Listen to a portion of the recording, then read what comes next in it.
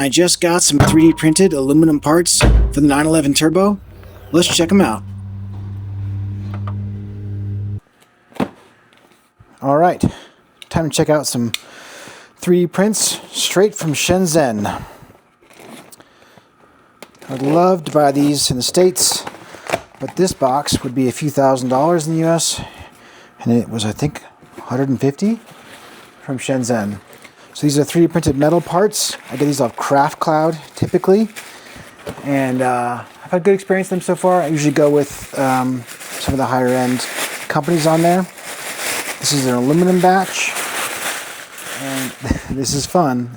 It's like, I don't know, every time I open one of these things I can't help but smile like a friggin' clown, because it's like incredible. It's just magic.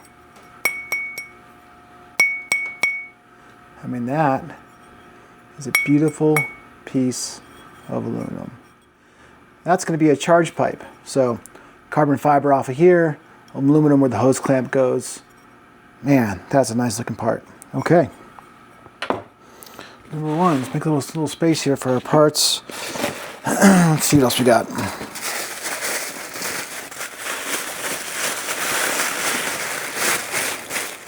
Ooh, these came out nice. So these are for my intercooler water loop. I have a water to air intercooler, and I want to have a temperature sensor on there so I can understand the coolant temperature, mostly for troubleshooting. But these are, I made two because it was the same cost as one.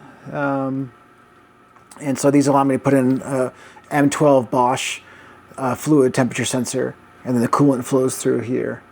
So what's cool about that is that I made this really long so the coolant sensor only barely sticks into the flow, so I don't reduce flow rate because of that. So, man, those look perfect. You can see a little bit of marking here where there's like, they clearly took off some of the support material, but I'd say it looks really good. Sweet! Alright, what else we got here? Ah, sweet!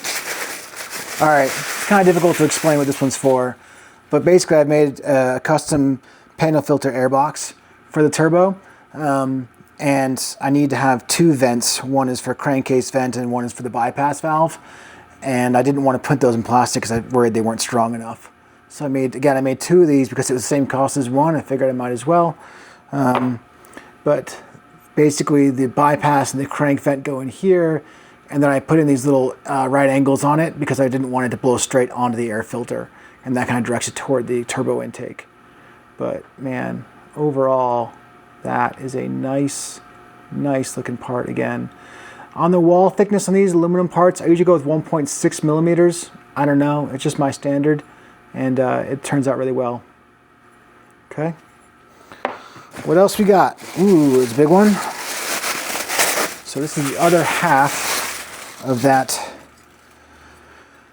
charge pipe. So this bolts directly to the throttle body. Those four mounting bolts right there. And then the charge pipe will be carbon fiber, will go around here.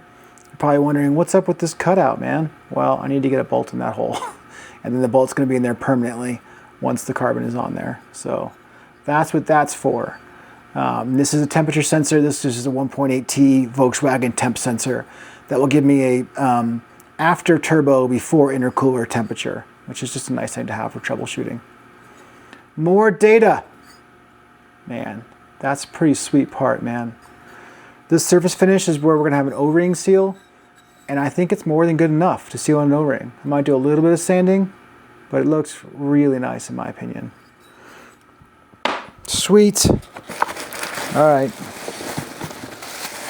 These two are the same, but not for cost reasons this time, because I actually needed to this time. All right, first inspection looks decent. Pull the other one out. Can you guess what these are? It's fairly self-evident, I think. So these are fuel rails, which actually go right down over here.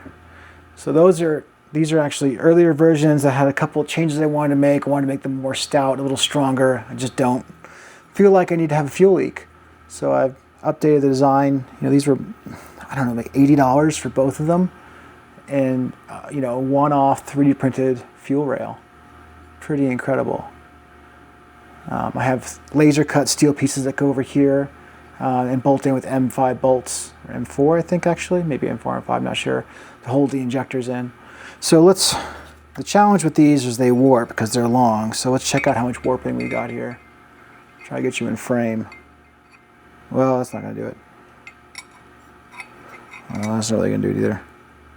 I can't really tell because of how this all works. Let me get a straight edge. We're going to find out right now.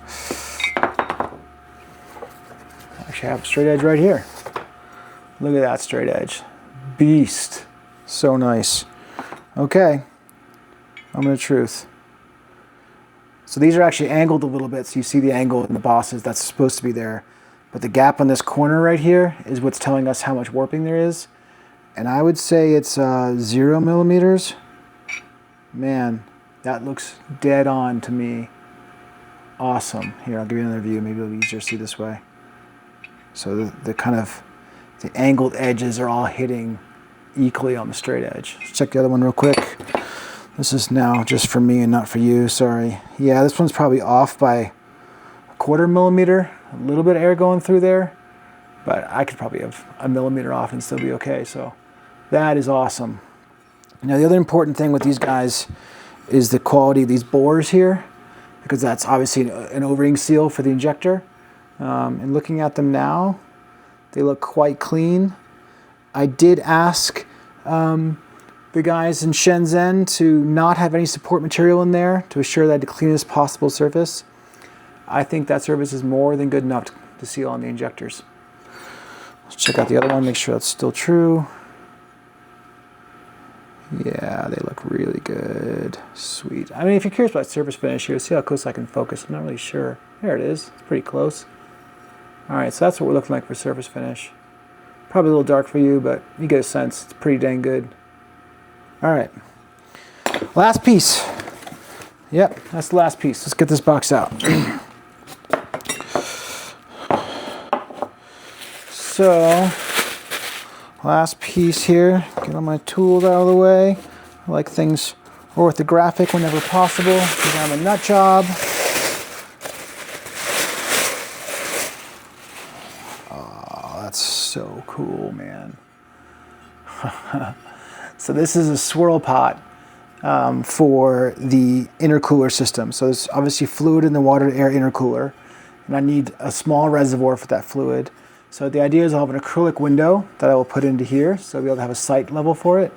This is my feed line, which creates a swirl, then my return line, and then my feed line to the water pump is right here. You know, overall, first glance, this is looking really, really good. Let's show you something real quick. All right, and the idea here is I would kind of have this cap go on it. There it is. Not too shabby. It fits perfect. That's pretty sweet. So the cap will get, I could weld it on for sure. This stuff welds really clean, but what doesn't weld clean is me, especially on aluminum. So I'll probably use some 420 epoxy on this, which is good enough to lift a car with this much bond area. So no issue there. So that's probably how I'll connect these two. And they're not going to get very hot. It's not coolant. It's intercooler water. I would imagine 50 or 60 C is the max it's ever going to see. So, and plus I got a nice overlapping bond area. It'll be strong as heck. All right. Let me know if I missed any details, and if you want to see these parts installed on a 911.